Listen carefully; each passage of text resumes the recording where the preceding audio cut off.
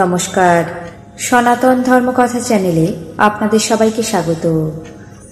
আজ শ্রাবণ মাসের 23 তারিখ শনিবার, পূর্ণিমা তিথি। মহাভারতের আদি পর্বের 120তম অধ্যায়ে দ্বিতীয় অংশ, অপুত্রক পাণ্ডুর খেদ পর্ব শুরু করব।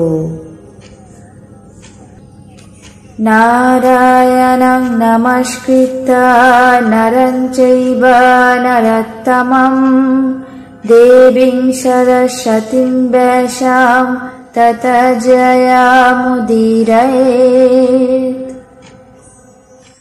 পাণ্ডু মহর্ষিদের কথা শুনে তাদের অভিপ্রায় বুঝতে পেরে বললেন, হে মহাভাগগণ, অপত্যবিহীন লোকের স্বর্গে অধিকার নেই।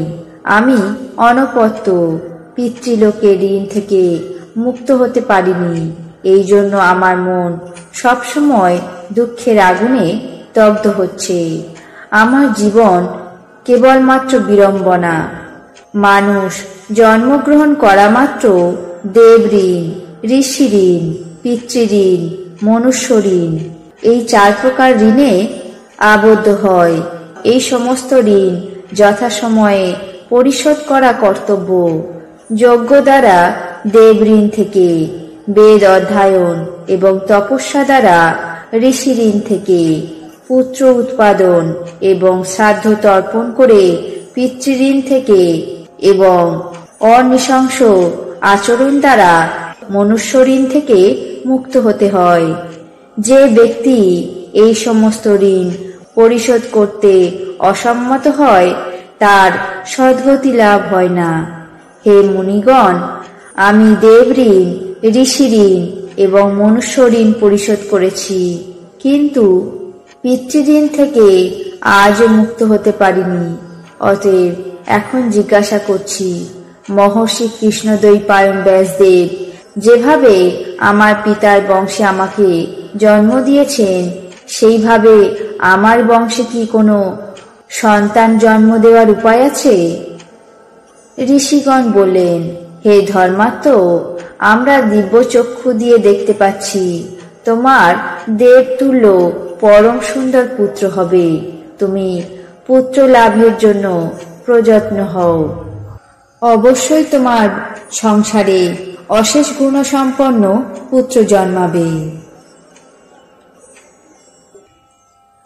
আজ মহাভারতের আদি পর্বের 120তম অধ্যায়ের দ্বিতীয় অংশ, অপুত্রক পাণ্ডুর খেদ পর্ব এখানে শেষ করছি। বাকি অংশ আগামী পর্বে পাঠ করে শোনাব। এখন জেনে নেব আজকের দিনের 12টি রাশির রাশিফল। মেষ, বাতজ বেদনা, বৃষ, যানবাহনে বিপদ, মিথুন, অপমানিত, কর্কট, ঔদ্ধত্যে ক্ষতি, সিংহ, উচ্চ আশা, কন্যা, অঘটন, তুলা, ধননাশ, বৃশ্চিক, অভিমান, ধনু, ঋণ মুক্তি, মকর, সঙ্গীতে সম্মান, কুম্ভ, মানসিক অশান্তি, মীন, ষড়যন্ত্রের শিকার। এই ছিল আজকের দিনের 12টি রাশির রাশিফল। আপনাদের কেমন লাগলো তা অবশ্যই কমেন্ট বক্সে জানাবেন। চ্যানেলটিকে সাবস্ক্রাইব করবেন, লাইক করবেন, শেয়ার করবেন। ধন্যবাদ।